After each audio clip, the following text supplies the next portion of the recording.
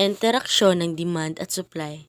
The objective of the interaction of demand and supply is to identify if a given situation is a shortage, surplus, or equilibrium. Ano nga ba ang interaction ng demand at supply? Ang interaction ng demand at supply ay isang mahalagang konsepto sa ekonomiya. Ito ang proseso kung saan ang dami ng mga produkto o serbisyo na handang bilhin ng mga consumer ay nagtatagpo sa dami ng mga produkto o serbisyo na handang ibenta ng mga producer sa isang particular na presyo.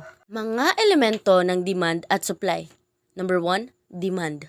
Tumutukoy ito sa dami ng produkto o serbisyo na nais at kayang bilhin ng mga consumer sa isang particular na presyo. Number 2, supply. Tumutukoy sa dami ng produkto o serbisyo na handang ipagbili ng mga producer sa isang particular na presyo. Paano nakakaapekto ang demand at supply? Pagtaas ng demand. Kapag tumaas ang demand para sa isang produkto at ang supply ay nananatili, tataas ang presyo ng produkto.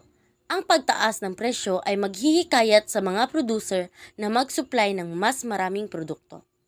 Pagbaba ng demand. Kapag bumaba ang demand at ang supply ay nananatili, bababa ang presyo ng produkto. Dahil dito, posibleng magbawas ng produksyon ng ang mga producer. Pagtaas ng supply. Kung tumaas ang supply habang nananatiling pareho ang demand, ang presyo ay bababa. Dahil dito, mas maraming consumer ang mahihikayat na bumili.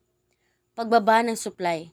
Kung bumaba ang supply habang nananatiling pareho ang demand, tataas ang presyo ng produkto na maaaring magdulot ng pagbawas ng demand mula sa consumer. Equilibrium. Number 1. Ang equilibrium ay ang punto kung saan ang dami ng produkto na nais bilhin ng mga consumer ay katumbas ng dami ng produktong nais ipagbili ng mga producer.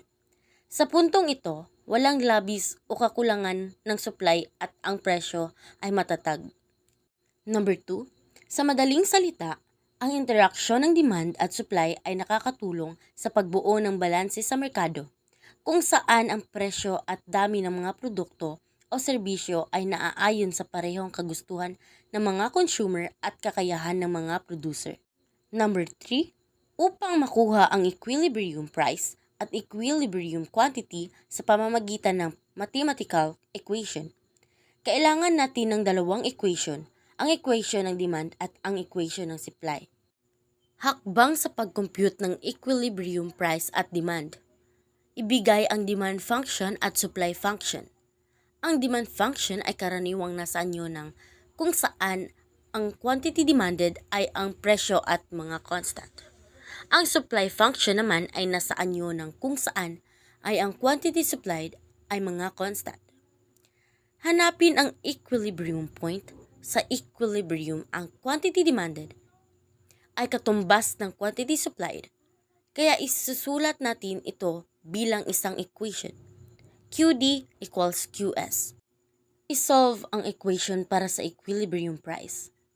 Sa pamamagitan ng pag-solve ng equation sa itaas, makukuha natin ang equilibrium price na tinatawag ding 4. I-substitute ang equilibrium price sa alinman sa demand o supply equation. Pagkatapos makuha ang substitute ito sa alinman sa demand o supply equation. Pagkatapos makuha ang substitute ito sa alinman sa demand o supply equation upang makuha ang equilibrium quantity. Halimbawa ng pag-compute.